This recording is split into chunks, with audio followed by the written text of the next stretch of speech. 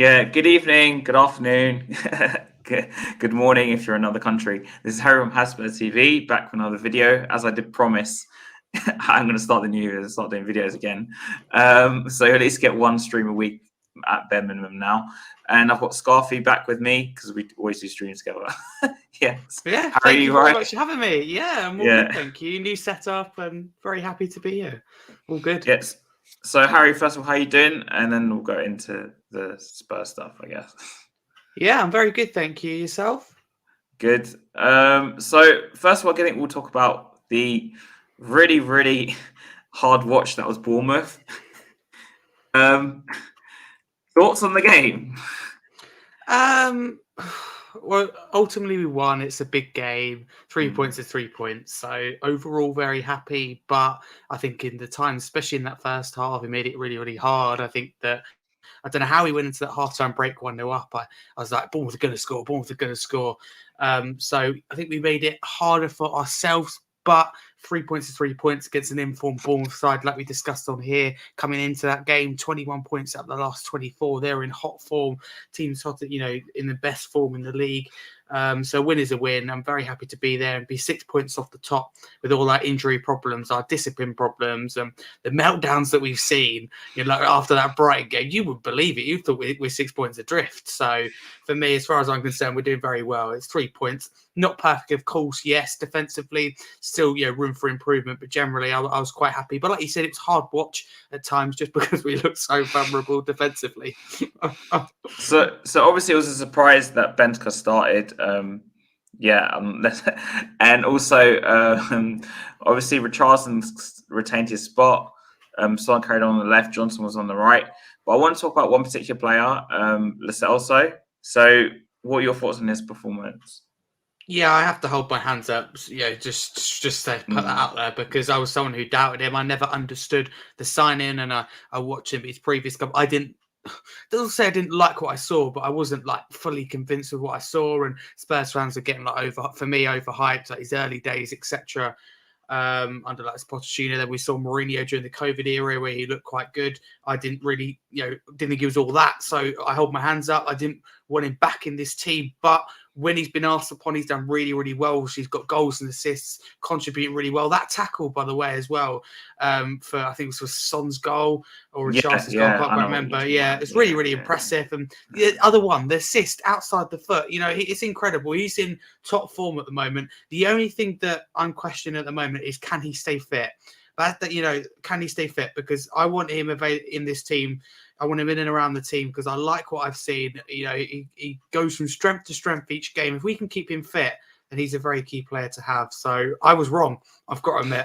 Well, Harry, you're not the only one because I was one of those people at the start of the season just completely wrote him off. Like, why is he still here? especially because he wasn't playing, especially at the beginning of the season. Up until Maddison got injured, he wasn't even getting any sort of a look in at all. He came on. I remember who it was against, someone for like 5-10 minutes, and I was like, this guy looks really poor. Why is he still here?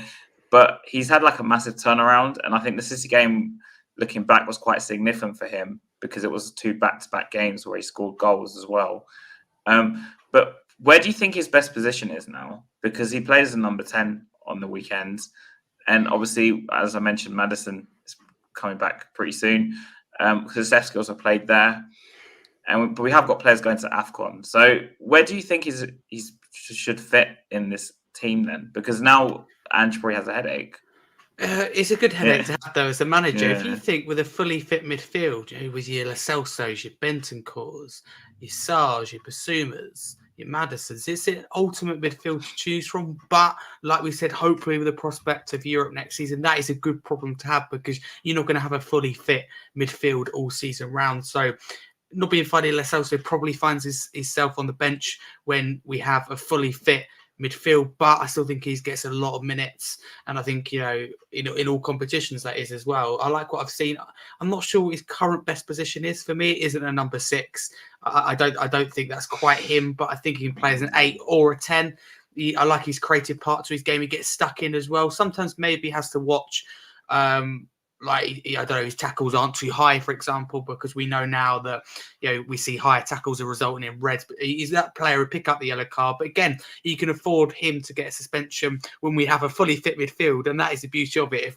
If we have these discipline problems continue, hopefully not to the same level, like the Celtic gets a yellow, we've got at least we've got a very strong midfield, and that's why I've said this is what, for me, differentiates this team from any other team. The starting 11, I don't think there's any stronger. For me, it's up there with Manchester City, with a fully fit team, and I think it's absolutely debatable. And I've done with lots of clubs like combined 11, and you can't kind of include players that aren't fit. But if I could, then it would be a majority Spurs team, and I'd love to see this Ange Postecoglou fully fit team. And just what they can achieve, because I think the sky's the limit. But yeah, Lo Celso, really, really impressed. And the beauty of it, another player that can play in a couple of different positions and is good at both. I think also with Lo Celso, it kind of became more apparent because Sarr came off, and we had Skip and Højbjerg behind him near the end of the game. And it was basically Lo Celso carrying the creativity on his own, almost. But also thoughts on the front three. Obviously, Johnson got an assist for Richarlison, who did miss. For me, the first one was an absolute sitter. The second one, I disagree. I don't think it was as easy as everyone makes it out. Son, I don't think had this best game, especially in the first half. He didn't make the right decision plenty of times. I know he had that shot. He should have really crossed it that time. And then he had another time when he shot where he should have passed it. It seemed like he wasn't there. But where do you think our front three has an issue? And obviously, Son's off to this Asia Cup now. And who do you think fills in for him? Oh, that's a big question, isn't it? Yeah. Well, listen, I think our front three done better than it did against Brighton, Everton, Forest, because that's where I was really like, this isn't good enough. We discussed it last season on Southview Coys. Is our front three a problem? I think it's an ongoing thing, but I think people are very quick to judge, when your front three aren't 100%. Let's look at Richarlison, for example. Yeah, that's a City. He should be scoring. You can see by his reaction. He knows that.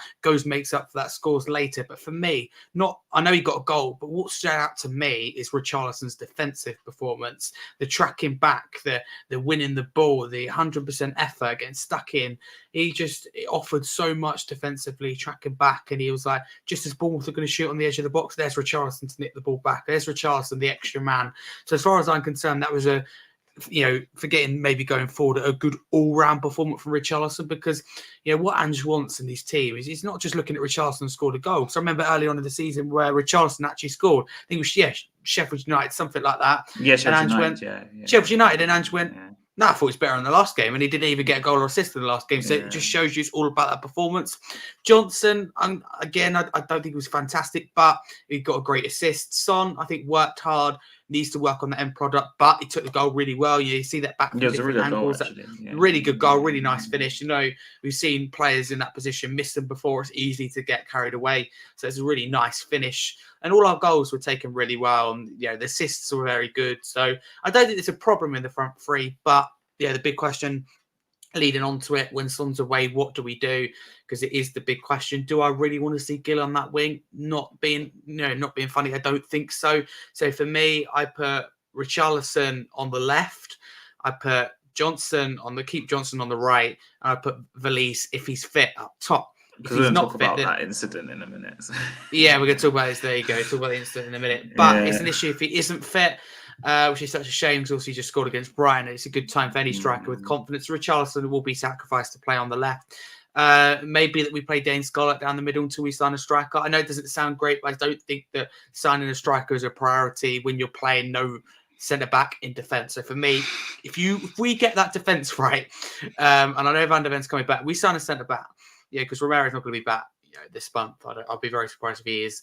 We need to prepare for that, because we saw that we've seen in all our recent games, right? 3, 4, 5 last games, that we can score goals. We're always going to score goals. They're being funny, but if you score 2 goals and on another day should have been 3 at the Amex, that should be enough to win the game, or certainly come away with something. So if for me, you improve that defensive side, it gives us that fighting chance.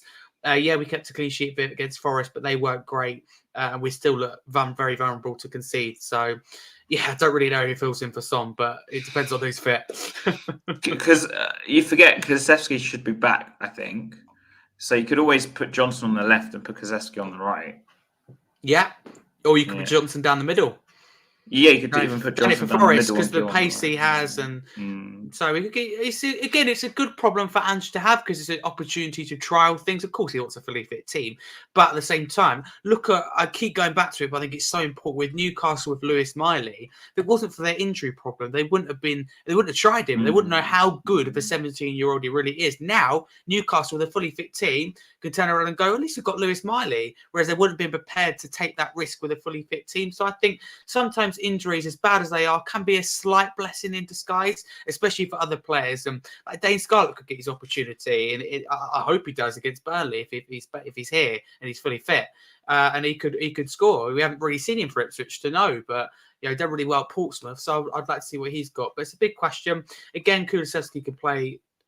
On the right, I think Kulusevski can play either side. I think Johnson can play anywhere across that front three. Richarlison can play left wing or up front. So we've got the personnel. It's just what position they're going to play in. But that's what Manchester City do best, and we almost play similar to them in terms of there is no defined position. I can never tell you what John Stones or Akanji's position is. Sometimes it's defence, sometimes it's full back either side, sometimes it's midfield. They played everywhere, 6'8". So I think that's the beauty of having a very flexible team. But it's a good headache to have, and it's a good to kind of try it. I know I said I want to see a very strong team against Burnley, but being at home and not being no disrespect to Burnley, but it could have been a lot harder. So that's a fixture. Even if it's throughout the game that we can try things like this and go, this works, this doesn't work, and still go over the line. But we have to see.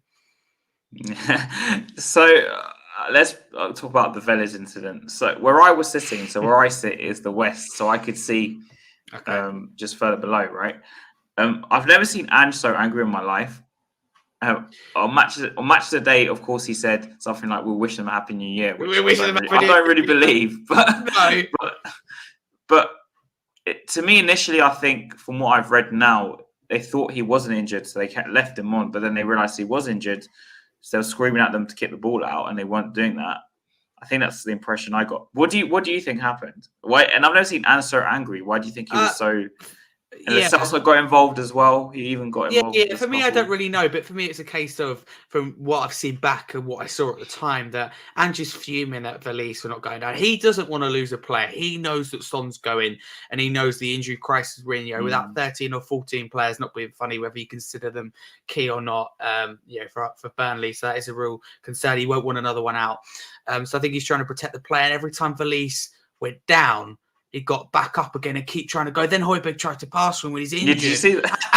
And just like, hang on a minute, you're going from a player that could be back for the next game. His injury's getting worse. Go down. So he's fuming, and I can only think that someone on the Bournemouth coaching staff is to get up or get on with it, something like that. I think it was something like that. That's what. Yeah, which not being funny, we've all done to opposition teams without even thinking. Not being funny, but the horrible Lockie incident, it would have been. Opposition fans not knowing what happened at the time would have gone, "Oh, get up! You're delaying the game, etc." You don't know at the time, but Ange's gone, "Right, I'm not having that." And I've tried to watch it back, and it looks like what I can gather he's kind of said is, one of your players gets injured, I don't care. So that suggests that the Bournemouth member of the Bournemouth coaching staff, it would be Areola. I think Areola is too classy for that. I think he'll be a member of his. I think it was one of the coaches because one of the coaches. If you notice in the scuffle again, like Stellini did for put a face, a name to the face, if you like. And I don't like that. I don't agree with that. So Ange got a yellow card.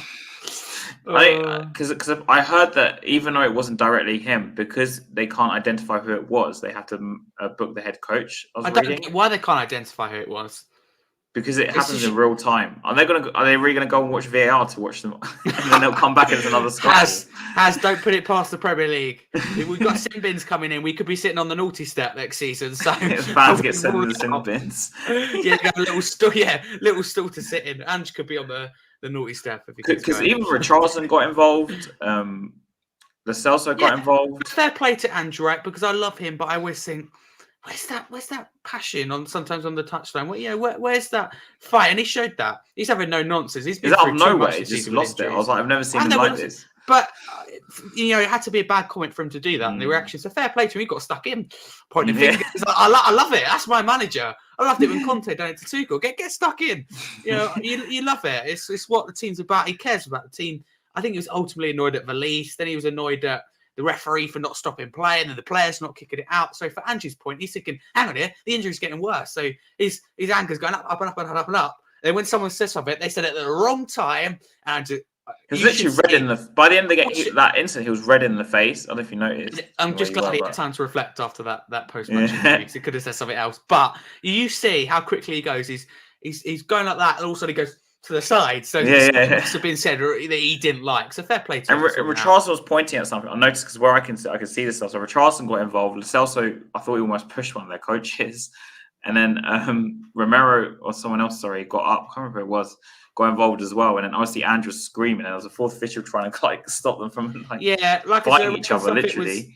I think the ball coaching says, get up or stop time wasters, something like that. Andrew's gone, right, mate, I've been through this 13 or 14 times this year. This player's injured. Be quiet. And if they did, the ball coaching staff said something like that, then Andrew's well within his rights to go over that. He said something like because that. It's disgraceful. Valise is injured. He's not time wasting. He's got on because he wants to be resilient. He knows he's in good form. He wants to play. I don't know what Højbjerg's doing. I don't know where Højbjerg is at the time. Every single person inside the stadium knows that Valise is hobbling. We know that he's got an injury. I don't think he actually looked. I don't think he looked. Yeah. But why is he's trying to pass? Why is Valise trying to receive the ball? Let it go. No, he didn't try. To be honest, Valise didn't try and receive the ball. But Johnson was on the right. He could have won the ball back within 3 seconds. Why is he trying to? He's trying to be too good. The weird thing about the Højbjerg thing was Son made a run on the left, which was probably easier pass to make, and he passed it to Valise. Exactly, yeah. And he was marked as well. That's what I don't get. But it really annoys me. And we see it with so many clubs where the stretcher isn't being used. And Valise is made to hobble off. You're not old enough to remember this, but in 06, no, I'm not. Wenger had a confrontation with Joel on the touchline. I've seen that. Have you seen the video? Yeah, love that. I'm still bitter Spurs didn't win that derby because we're 1-0 up. And we should have really saw it through. And Michael Carrick probably played the game of his life, at least in the Spurs shirt that day. He was literally the best player. Because him and Henry, I think, shared man of the match or something that day. Because it ended up being 1-1. Oh, shared man of the match. Yeah, they used to do that. Yeah, really. It was on a channel called Prem Plus, which that existed back in the day. So Prem Plus was you pay an extra whatever to watch an extra 20, 30 games. Nowadays, that's basically equivalent of TNT Sports now, basically. Yeah. Right, fair enough. So that's basically TNT Sports now, pretty much. Except TNT Sports had the Champions League, so that channel just had Prem. It was literally called Prem Plus, so it was just Premier League games. Yeah, but So on to some transfer news before we actually speak about Burnley. Reguilón's come back from his loan, and also I was going to bring up the fact that I'll ask this question afterwards, but I've read that they might try and sell him. But what would you do with Reguilón, Harry? Personally, I would keep him as a backup for a doggy, and I would use that to, and I would, Sessegnon would be the one firstly that I would get out the door. I'd keep Reguilón as a backup left back. Perisic, when he comes back from injury, I'd look to move him on personally. I think he's someone who's high on wages. I like Perisic, but if he's going to be injured for that long, he's at the end of his career, he'd probably leave on a free, but he will go. So, and that, not being funny, and people may criticise me for defending and leaving, etc. But it stops us from signing a left back, and hopefully that money and time towards that can be put towards the centre backs. Instead of one centre back and one left back, hopefully it could be 2 centre backs, one of real quality, as we've discussed on the show before, or if we believe that we can get through one centre back because Van der Ven's coming back and Romero won't be that long either, then maybe we need a striker, another winger, etc. Do you know what I mean? I think there's money that can be spent elsewhere. Reguilón's a ready to go full back, hasn't really had a chance apart from a few minutes in pre-season. Ange hasn't really had a chance to look at him. Maybe he doesn't fancy him, but I'll be personally surprised if he does stick around. I think that he'll be a loan to buy. United was never a loan to buy. It was just a straight loan with a buyout, like a break clause. It's called breakout clause, and that suggested to me United weren't sure about him anyway. Apparently, it was mutual as well. It's mutual, yeah. So I think that neither club trusts. If you're Reguilón, you feel disheartened because he was excellent for me under Conte, especially in that first season. We look at that point we got at Anfield or the win in the North London derby. Reguilón's a very, very key part of that, both defensively and offensively. It was also brilliant. I thought it was brilliant under Mourinho personally. Absolutely, for a large period, absolutely, really good, especially in that no fans COVID lockdown period. I thought it was excellent. So as far as I'm concerned, he's my backup fullback to the end of the season. Like I said, we can spend the money elsewhere. And Ryan Sessegnon, without any disrespect, I've met him myself. Really nice guy. Too many injuries though. Been on too long, and lots of clubs like Fulham, etc., would like get a loan to buy with him. Again, we'd only be able to get, I strongly believe, a loan to buy or a loan for Sessegnon, because when you've got a player who's been injured for that long and got that many injuries in the same position of your leg, then you're not going to take that risk in buying permanently. But for me, again, we talk about the squad size. Regulon can only come back if we're going to get another left back off the books. Puts less pressure on a doggy. And I'd like to see personally Regulon against Burnley and I'd leave a doggy on the bench, but we'll have to see. I'd keep Regulon. Yeah, from what I'm hearing, they're trying to loan him out again. Yeah, I think it'd be a loan like another. But I don't get that unless you're planning to. I don't get what that's, it's not at the age for me to be loaned unless you're a loan to buy. I may be generalising here, but it's not like you've got a young player here. I know he's still fairly young, but we're not like loaning him to get experience. Yes, I saw that earlier. He's got Premier League experience, so I get a loan to buy. But why are you loaning him for? What are you getting out of that? Loans being considered for Fabrizio Romano. There's interest from Premier League clubs after Dortmund added him to their list in December. I saw about that earlier. But Dortmund would be interested in a loan to buy because they need a left back full time. I just don't get a loan move. I get a loan to buy, or even a permanent transfer. That's not what I would do, but I understand it. I'd give it one more go, but I don't know why Spurs fans are so close-minded, because I can't really remember him putting a foot wrong. I could be missing something, but I don't really. Under Conte, he didn't really, he did okay, but I don't think he really kind of. Obviously, we signed Regulon with potential in mind. I get it, but Royale was worse than him. Level. He's better than Royale. I'd rather have him than Emerson on the left back, personally. Absolutely. Yeah. Royale would be my third choice left back. Sessegnon would be my fourth. That's what it means. Why is Sessegnon here? For me, Sessegnon's a championship player. The problem with Sessegnon, Harry, is that they can't shift him this window because he's still injured. So they have to just wait till either the summer, where he got injured again last summer, remember? How long is he? I don't know how he keeps getting injured. He can't have that long left on his contract. It's been here for ages. Yeah. I was there when we signed him. But it's like, obviously, Sessegnon's the ideal one to get rid of. I think we're going to have to end up paying out his contract for Sessegnon. For me, maybe I'm being too harsh, but I'd just rip up Sessegnon's contract. Bye-bye. Yeah. It's not our problem anymore. I think Perisic, I don't think he'll leave, but I think they might find some sort of way to end the contract. He'll leave on a free. I think he'll leave on a free. Either his contract will be ripped out. He's injured, he's injured as well. So, it's where is this summer, Sessegnon? Isn't Perisic's contract up? Yeah, but also just because he'll leave on a free in the summer. Yeah, I don't think he'll kick another ball for Tottenham. Exactly, nor will Ryan Sessegnon, nor will Eric Dyer. I don't think either. Yeah, we'll talk about him. However, I do think Eric Dyer will leave on a free in the summer. I know we've had rumours today about how clubs like West Ham and Sporting Lisbon are monitoring, but he'll leave on my prediction, leaves on a free in the summer, signs for someone like Sporting Lisbon in the summer on a free. I can't see him going anywhere.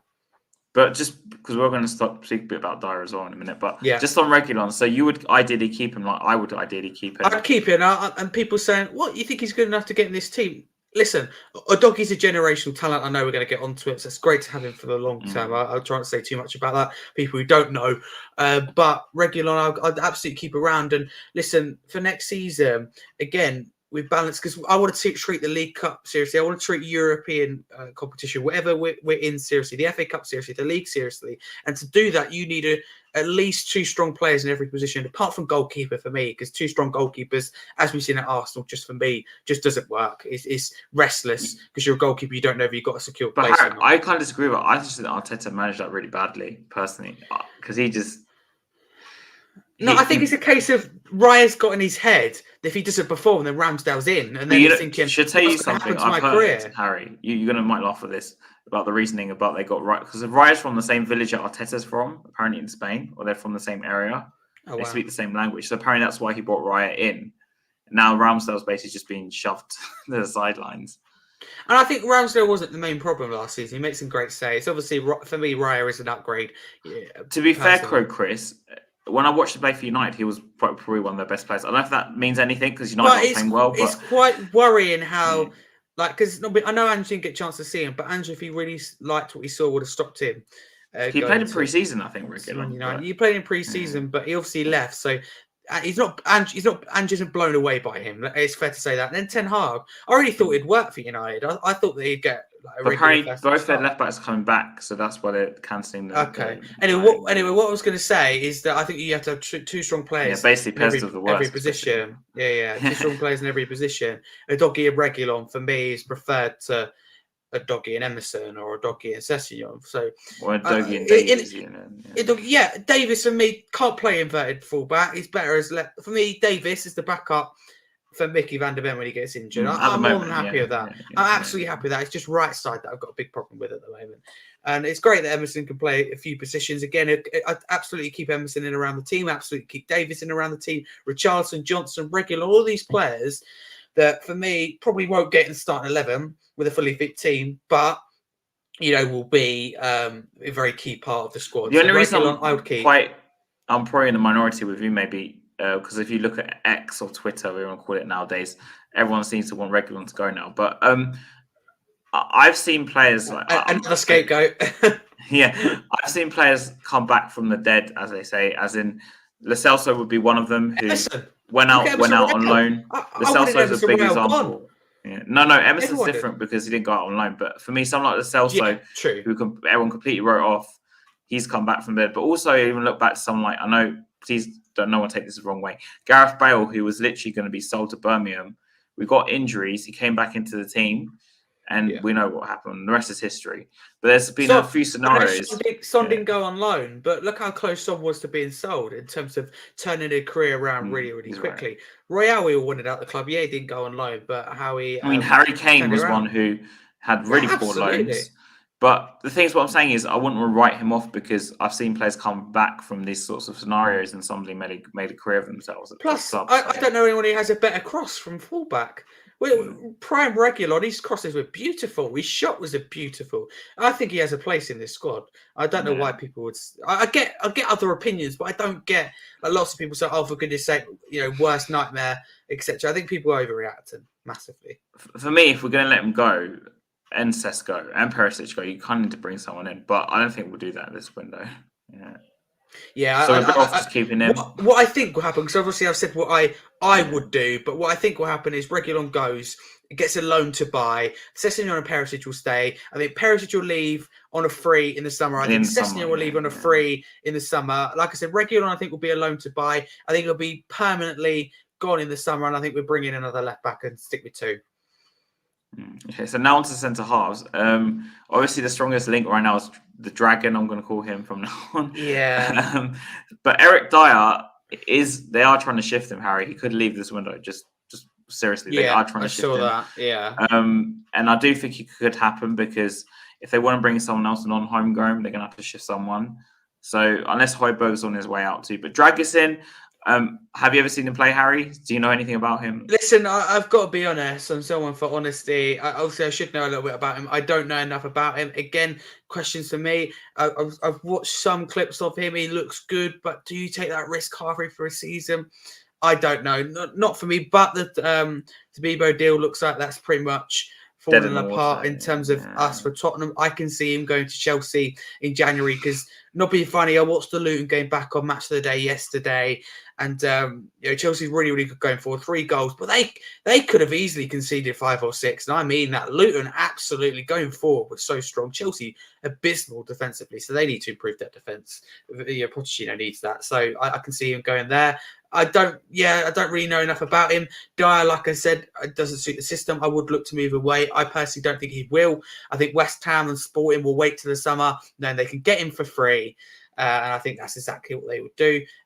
For me, Todibo is a no-go to. Yeah, there you go. Yeah, I'm not going to sit here and go and write him off, Drogsin, because I don't know enough about him. I'm not going to approve it either, again, because I don't know a lot about him. If Ange thinks he suits the system, perfect. He looks quite tall, looks agile from what I've seen. So we just have to see what unfolds in the rest of the transfer window. I still think the likes of Tosin Adebayo, Mark Gay, Jeffrey Brathwaite, as we've discussed, are all ready to go options that are suitable for January before. Brathwaite and Mark Gay will be easily 35, 40 million, if not more, maybe even 50. Brathwaite probably costs 70 million. See, there you go. So it's a huge price tag slapped on it. Maybe it'd be in between probably somewhere the amounts that we both just said there.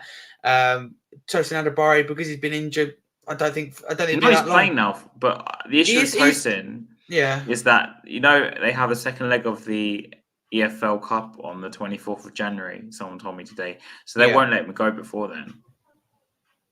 Well, it'll be a late move then. But I don't care when it's done. I just want him in. You was Tosin. I wouldn't Tosin because I think that. Listen, Barney, correct me if I'm wrong, but I think Tosin's contract is up in the summer, and obviously he's been injured, etc. So I think it'd be 25, 30 million we get him for. I think that's an absolute bargain. Ready to go.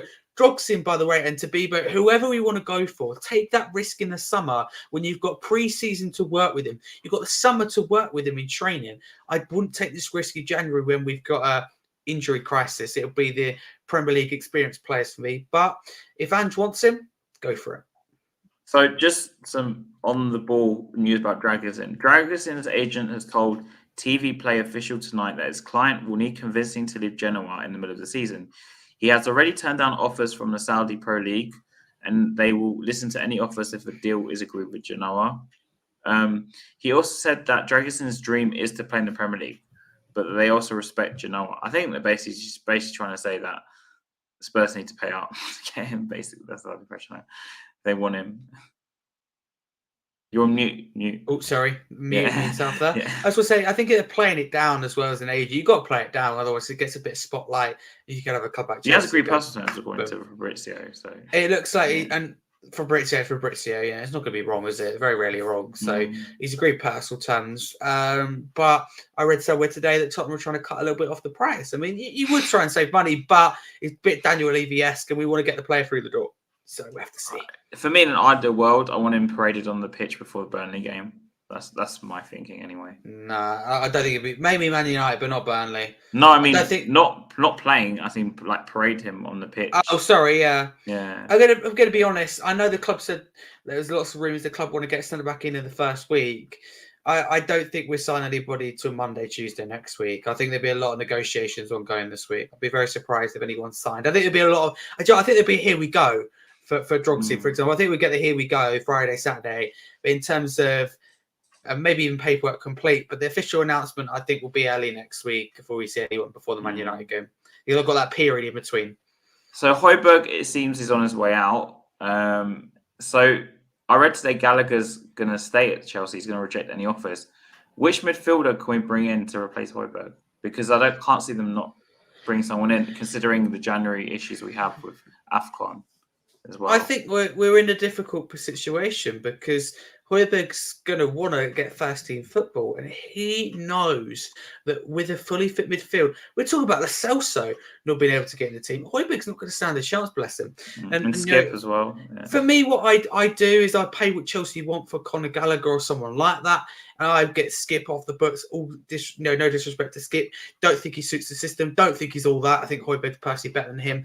I think you need a Højbjerg to see out a game. I think next season, I think we're going to regret it. I can see us playing the Champions League, 1-0 up, etc. We keep pushing and we end up losing the game. Could go out the group, etc. You have a player like Højbjerg, sees out the game, does the dirty work, the unrecognised work, gets stuck in, takes one for the team, gets a yellow card. He knows what he's doing. Very, very clever, Højbjerg. So firstly, I wouldn't let him go. So that's the end. That's as simple as that. But if we do, then I don't know what we do. I think he is on his way out. But the thing is, Gallagher apparently, I can't blame him. He's off the table now, Gallagher, because apparently he's going to reject any offers. Unless there's a real good offer coming in. I can't. Like I said to you, I said it last week, didn't I? I don't think it's going to happen. Chelsea's standard will be too high. Gallagher's at the moment pretty much, when fit, Chelsea captain, regular in the first team. Why would you leave? Why would you leave? Do you think we might make a move for Calvin Phillips instead? I don't really want Calvin Phillips. Nobody funny. Someone who hasn't. He's going to be rusty in the summer. Go for Calvin Phillips in the summer by all means. But again, I know January's important. I've said it before, and I know it's hard to do business with players like Calvin Phillips. Right? We've got an injury crisis. We want players like this to come in and play this month, correct? Before the SARS, Basumas, and Madison come back. He's going to take ages to get fully match fit. He's going to be introduced gradually. He's not having a player back from injury.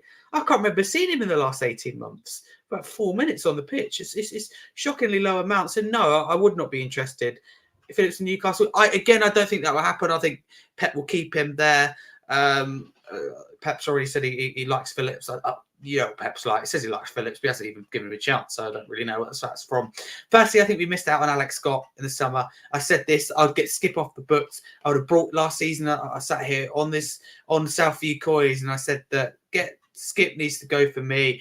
Alex Scott, player for the future, could have scored 2 if it wasn't for disallowed, if his second goal was disallowed against us the weekend. I really rate him. I think he's a top player, and we wouldn't have this problem. So I'll keep Højbjerg. I think we want to go places under Ange. We need players like that go under the radar, put the hard work in.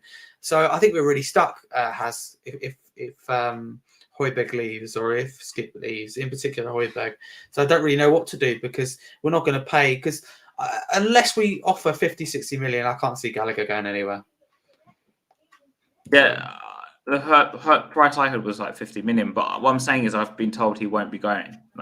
That's what. I don't. He won't go anywhere. So now we actually have some good news. Salah signed a new contract to 2030, which is actually quite a big deal if you think about it. It's a 6-year deal. I was one of those people actually who, for the past month, has been saying we need to tie him down because he's a young player. He's basically a long-term midfield player, if we're being honest, because of his age. Him and Udogie, I don't know if you saw that picture of them saying Para Udogie or something. Anyway, what do you think this means for us? What do you think? I completely agree with you, Chris. My fault for not mentioning that. I don't think Højbjerg suits the system. So if I'm putting again my Spurs hat to the side, because I like Højbjerg, Chris, if you don't know.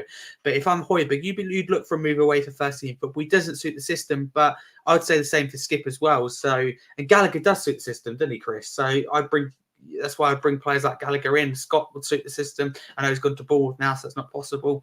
But yeah, Højbjerg doesn't suit the system. But on this absolutely delighted for both players because he's thinking about the long term. Credit to the club, because they're both, for me, generational talents. They're both ahead of where they should be for their age. Let's focus on Salah for a minute. Went to the San Siro, one of the hardest places to go in terms of our team performance. Abysmal. He was the best player on the pitch.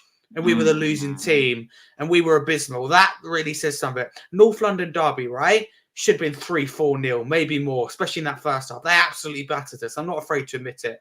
We deserve to lose that. Do you mean the one at Arsenal, where we lost 2-0? Yeah. Lloris let Saka score, punched it in his own net, and let the Odegaard shot go in.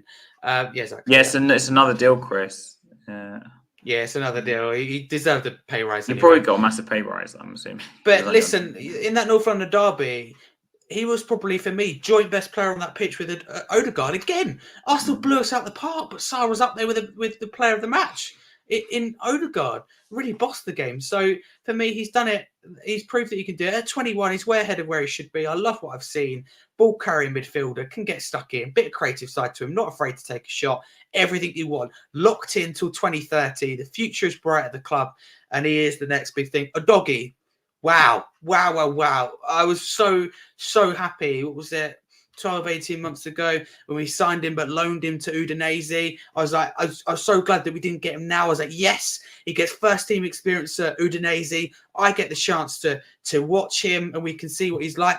He absolutely ripped it up in the Italian league, right? They took on teams like Juventus, Roma, Milan, AC, Milan, some of the best teams in that league. And he was fearless.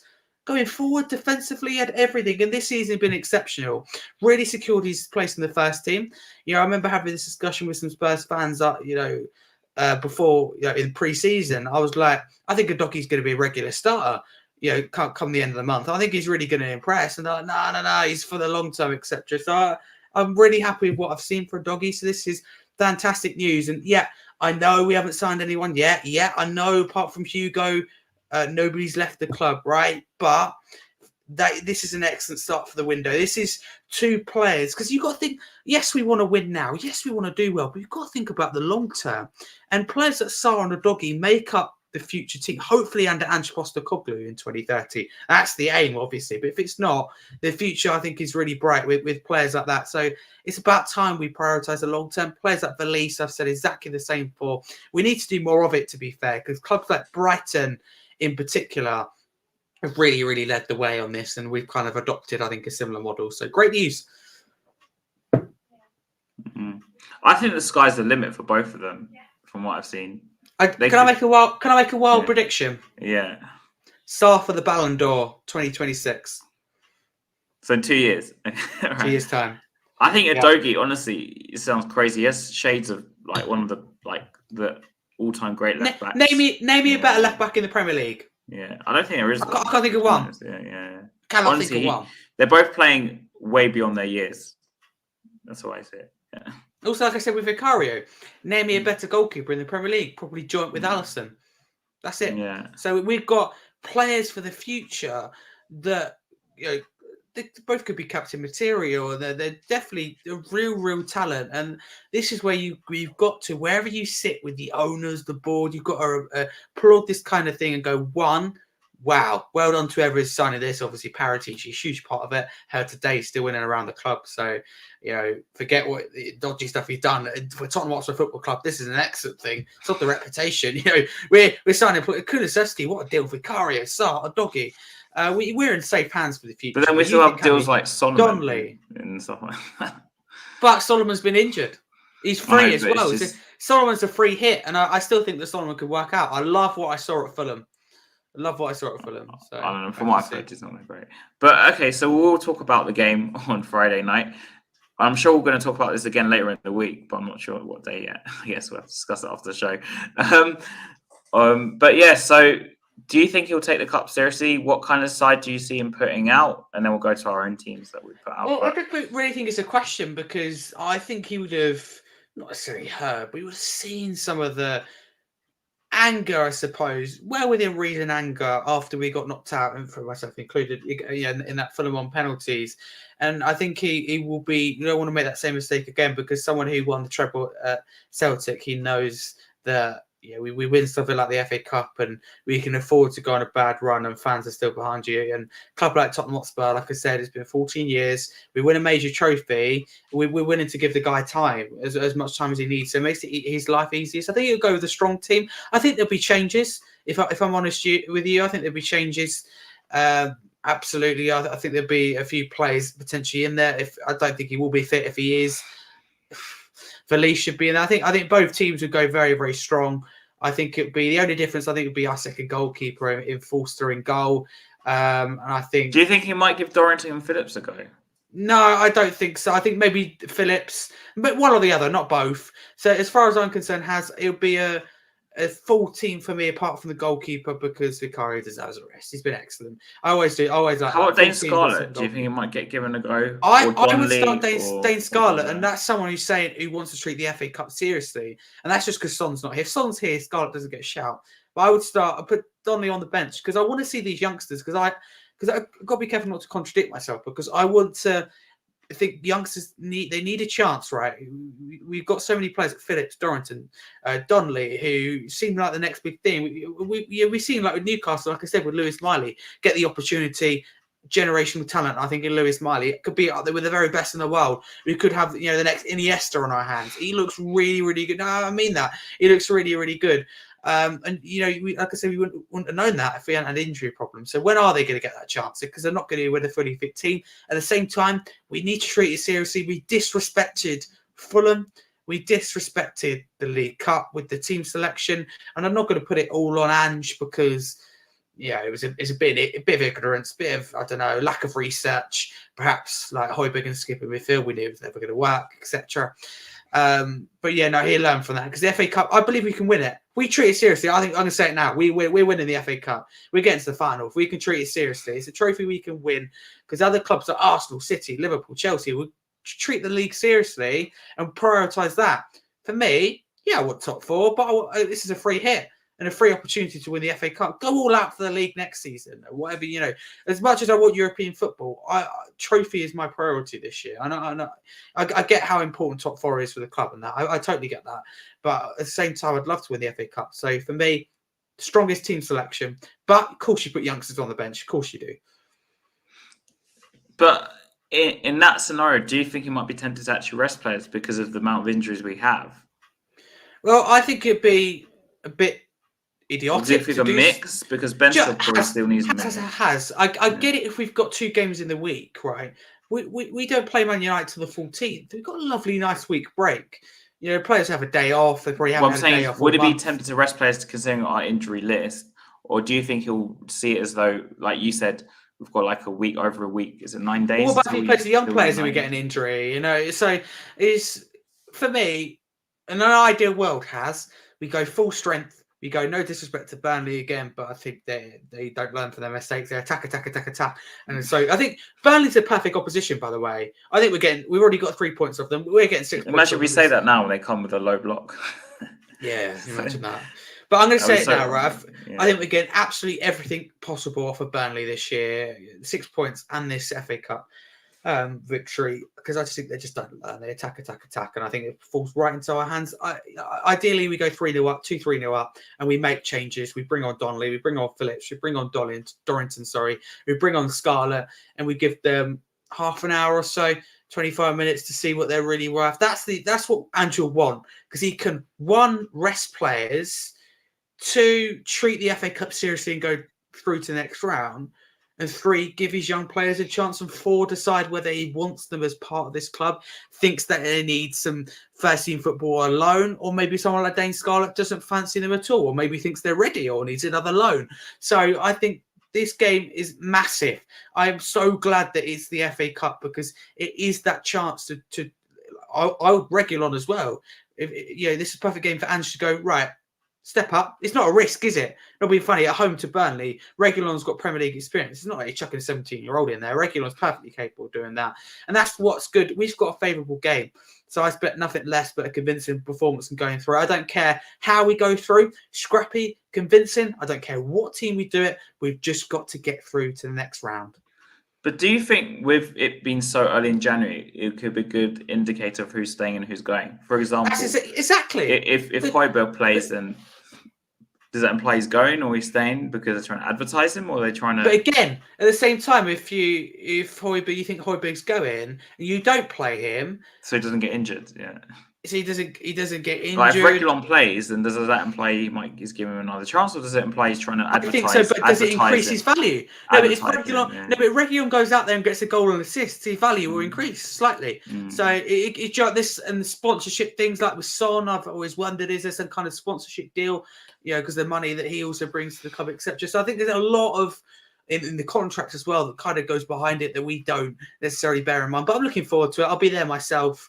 I'll be on TalkSport again if we don't go free. I'm switching off for the season, because 14 years without a trophy, and we got Burnley at home. It's on TV again. It's been moved on TV. Everyone's watching Tottenham. Everyone's ready to laugh at Tottenham. Please, just get the job done. Yes. Get it done. Don't get how 1-0, 5-0. Get it done. Yes. So obviously the January's coming around. I just want to speak about something quite briefly before we get to the end of the stream. Go for it. Can Spurs cope without, as we mentioned earlier in the stream, Sarr? Obviously Basuma's missing as well, and Son. Can they cope this month? I mean, we only have, I think, 3 fixtures this month from what I checked. Yeah, listen, again, I can sit here and go, well, we got all these players out, but realistically, right, we've got Burnley in the FA Cup, which you should get through. We've already got Man United and Brentford at home. Not being funny, but Man United away, Brentford at home. Man United's hard, I respect that. What I'm saying is this could have been in December, where we had 6 or 7 games, all really tough as well. There's one point recently with Bournemouth, Brighton, Everton. That's 3 games, I think, in 9 days. That's intense. That's when you don't want players out. Being honest with you, I love Sarr, love Basuma, but I don't think we're going to really miss them in that midfield, because, like Lascelles says, performing really well. But United away is not exactly the easiest game, Harry. No, it's not the easiest. It's not the hardest. Especially because he's fighting for his job, basically. Yeah, of course he is. No, it's not going to be easy. That's why I take a point personally right now. I don't see us battering them. If we can, great. Bye-bye, Ten Hag. But I don't think we're necessarily missing midfielders, but I think they're great. There's no disrespect to them, just to be clear, because Bentancur's come back, massive boost. Bentancur, Lo Celso in that midfield, and Højbjerg. That for me that's a strong midfield. That's stronger than Man United's midfield at the moment. They're based on performances, performance level. So, but we will miss Son. There's no doubt about it, right? We're having to move players into different positions. There's no doubt that. Big up, Chris. Nice to see you. I don't think I met you before, so big up, Chris. Nice to see you. But of course, it's going to affect us because, like you said, Johnson could be on the left, Kulusevski could be on the right. I prefer Kulusevski the number 10, more freedom in that part. So yeah, Son will be a massive miss. We know that as club captain as well. I mean, we could start Burnley with a midfield of Bentancur because he needs minutes, I guess. Lo Celso as the 8 and Kulusevski as the 10. But then that means the front three. That's still one of the best midfields in the league. The front three might be like something like Hill, Richarlison, and Johnson, if that's the case. Because instead of moving, obviously, unless you put in Skip or Højbjerg and then you push Kulusevski to the right. You try to let Burnley win, House. You're a Burnley fan. You're a Burnley fan. You let Burnley win. But listen, also Burnley without Sander Berge because suspension, because it's carried over from the Premier League. He's probably one of the best players. Not being funny, but the way that Vincent Kompany wants to play, and I think it's very, very like, I don't know, shoot yourself. Yeah, that's another good question. Who's your captain next few weeks? Good question. But for me, it's between Bentancur, Davis, Vicario. Davis in terms of long serving, Vicario. In terms of it's easy to pick Vicario out. Vicario commands that defense. And he's deserved that captain. So for me, I do it a bit off loyalty and a little bit off performance. I would have given it to someone like Sarr, to be fair, just because of how good they've been in last season. If he was here, I would have given him vice captain to Sarr personally. Yeah, it's a big responsibility. Højbjerg's got to be a contender as well, but no, for me, I'll probably give it to Vicario. I honestly think I'll give it to Vicario. I think Davies is one that's quite likely. But I would rather give it to Bentancur. It will be Ben Davies. Bentancur's going to play these next few games. I'd give it to Bentancur. Absolutely. Yeah, no, definitely. But I was going to say about Sander Berge is that the way Vincent Kompany plays exciting, expansive, attacking football. They've had Sander Berge from Sheffield United. Obviously, Chris Wilder days is where I know in particular from. Yeah, I know Sander Berge. Yeah, Sander Berge. So playing as like the defensive midfielder. So they can attack, they can bring their fullbacks forward because they've got Sander Berge to protect the defence. And that's why... Now they don't. That's why Burnley are rock bottom with 0 points. Now they don't. If I'm Vincent Kompany, I'll play a low block against Spurs. Do you know what? And I don't want to help Burnley whatsoever, but if I was manager of Burnley, I'd play extremely low block and put Foster up front, the only striker, on the break. That if they do that, I generally think they win. Because we won't be able to break them down because of the lack of creativity, as we talked about. No Maddison, no Son, blah, blah, blah, blah, etc. Sarr, Basuma, blah, blah, blah. Load of players like that. But also Foster, excellent against Villa. So Burnley have the right team for a counter-attacking. They'd be perfect. Foster's perfect in a counter-attacking team. So if Burnley could get it right, but they won't. They're attack and lose 3-0. But we have to see. Yeah, so on to before we do the match score predictions, I'm going to stick with what I said earlier today, actually, on Tottenham away. But the starting lineup for you, Harry? How's Stell? He wasn't on. He wasn't on. Oh, you're not on it? I always love my debates with Stell. Do you know, I don't think we've ever gone a week. 2023, I don't think we went a week without an argument with Charlison, Son. Yeah. We differ. Our opinion, we like the opposite. We need to sort it out, whether it's on here, South Ucois, or he finally let South Ucois is probably easier to do, I think, on that. It's probably easy to do, but we need to... Because we do it a lot on Twitter. We go backwards and forwards for a fair few hours. We need to do it. I was on a Friday show. I'll just sit there and watch you three arguments and eat food. I want to hold it to account because it's all this. I want to see if he's that in person. Yeah. But no, nice guy still. So we have to see. Get him on there. So your starting lineup for Friday night? Oh, Christ. Who have we got? Do you know, it's a case of, it's like opening a pack of chocolate buttons and you've got one left. And you're meant to put 11 chocolate buttons out to form a circle. You just can't do it. A random example there. Team that I'd play, I put Forster in goal. I like to obviously keep the second keeper happy, give him 30 minutes. Vicario, I think gets a much deserved rest. Fullbacks for me would be Reguilon and Porro. I would give Reguilon a chance. I'd put a Doggy on the bench. A Doggy's played really well. Like we said with Sarr as well, there's only so minutes they can play. Like Saka with Arsenal. I know he's really good, but I think we're now seeing where he's been played and relied on. I think Sarr's a massive example of that, actually, because I hate to use Arsenal as an example, but Arsenal fans are fuming at Saka at the moment. But it's because so much responsibility he's overplayed as well. He's overplayed and he's over relied on. So absolutely for me. So I'll put Reguilon in there. Midfield 3, tough. For me it would be Skip, Lo Celso, and Bentancur. Oh, this is hard, isn't it? On the right would be Kulusevski. On the left would be Richarlison. I'd put Johnson down the middle, but that front three can interchange whatever Ange thinks is best and whatever works best. That team should be able to beat Burnley. If it can't, then go stronger. See, for me, I'm going almost full strength. Vicario, and then I'm going obviously Porro and Udogie because we've got like 9 days gap, and I'm going Dorrington or Phillips with Ben Davies. Yeah. Okay, I don't mind playing one, but not both. No, and I'm playing Bentancur as the 6, and then Kulusevski as the 10, and Lo Celso as the 8, and then I'm going with the same front three as. We can't make 9 or 10 changes like we did against Fulham. For me, the maximum you make is 3. Brian Hill on the left, Johnson on the right, and I'm giving Richarlison to keep him up front because he's got 5 and 5. If he gets a few more, or 7 and 8, 7 and 8, and there's 7 goal contributions in these last 8 home games, something like this. You can get another few goals, and then you can bring him on for Scarlett on 60, 70 minutes. Yeah, I like the sound. I was just going to say, I bring Scarlett on 60 minutes, 60, 62. If Trine's got like 2-3 goals by that point, you can just change it and rest. But I like to see Phillips or Dorrington start because I just can't watch Emerson another match. Centre back. I think he done all right, but still, it's not. Listen, you can't sit back with your feet up, can you? With the, I think Bentancur needs minutes. Kulusevski had his rest.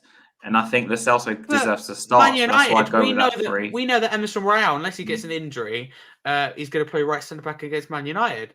See, I actually think Dragusin will be here by then. I think he'll chuck him in with Van der Ven. I think he'll be here by then, but I think it'll be done because it's going to be done. Is it 48 hours before to be able to be registered for the game? Yeah, we'll get him. I think we'll get Dragusin will arrive on Friday. Personally, I think he'll. Oh, of course. Sorry, I'm thinking. Yeah, Man United's on the 14th. Yeah, we should. I really believe this, Harry. We'll unveil him before the game on Friday. That's what I think. So you think it'll be done by Friday? I think it'll be done by Thursday night. I say it's going to be done by Monday. So 6 days time, I think we'll have a centre back. I think Thursday night. It's in 2 days. Like we'll be talking about it when we do the preview show on Southview Quays, and then it will just happen. They'll announce it. Yeah, and then we'll unveil him on when you're Friday thinking night. doing that. Because obviously you can't do it Friday night. Yeah, we'll have to do it on Thursday because you said you can't do tomorrow, right? So. Not really. We'll talk about it after. I'll find a way. We'll talk about it afterwards, but it'll probably have to be Thursday, I think. But yeah. Yeah, we'll sort it out. It's fun. Yeah. We provide content for you guys. We'll try and find a way. Try. Yeah. So that's just my starting night. But score predictions, Harry. Your score prediction. I'm feeling confident. I like to go big and bold, and I'm going to stick by what I said on my show. This is going to shock even you. 4-1 Spurs. Richarlison, 4 goals. Oh wow. Okay. There you go. 4-1 for me. But no, all jokes aside, I think we win 4-1. I'd like Richarlison to score 4. I can't see it. But I think Richarlison would definitely get a couple. And I'd like to see Scarlett off the bench. But yeah, it's just, again, I don't care. Scrappy 1-0. I know Ange will care. Honestly, the performance doesn't bother me. We could play awful. Burnley could batter us. But if we win 1-0, absolutely take it. For me, I think we're going to win 4-2. I think it'll be a mirror of the Brighton. We're not keeping a clean sheet, are we? We're not keeping a clean sheet against Foster. I think, no way. Foster against Aston Villa. I think even if we have Vicario in goal, I think we're conceding 2 goals because I just think we play so open and Burnley attack so much. They're going to score a goal, at least 1 goal. So 4-2, and I'm with you, Richarlison. I think Richarlison will get 2. He put Richie, Johnson, Porro. I think Richarlison will get 2 goals. I think Johnson will get a goal, and I think Kulusevski will be the other player. Okay. Yeah. Sounds good to me. So 4-2. So Harry, where can we find you next? Yeah, thank you very much. Big up Chris and etc. in the chat. If you want to follow me like on X, on TikTok, you can there, HarryScarf22. If you could check out my channel, Scarfy Spurs Talk, match previews, match reactions, instant match reactions, weekly live shows every Monday, 8 p.m.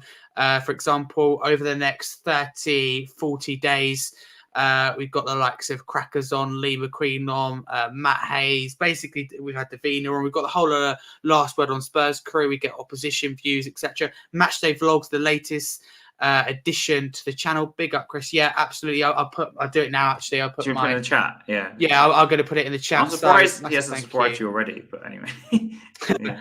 I don't know if I've met Chris before. This might be the first time, but big up, Chris. I'm a big fan already. But yeah, I'll get that for you as soon as possible. I'll do that now. Come on. Let me have a look. Let me see if I can find it. Let me see if I can do it. Hold on. Won't let me do it on the laptop. I said it'll be in the chat, Chris, by the end of the show. I may have it. That's what I can do it. That's what I can do it. We'll have it for you, Chris. Don't worry.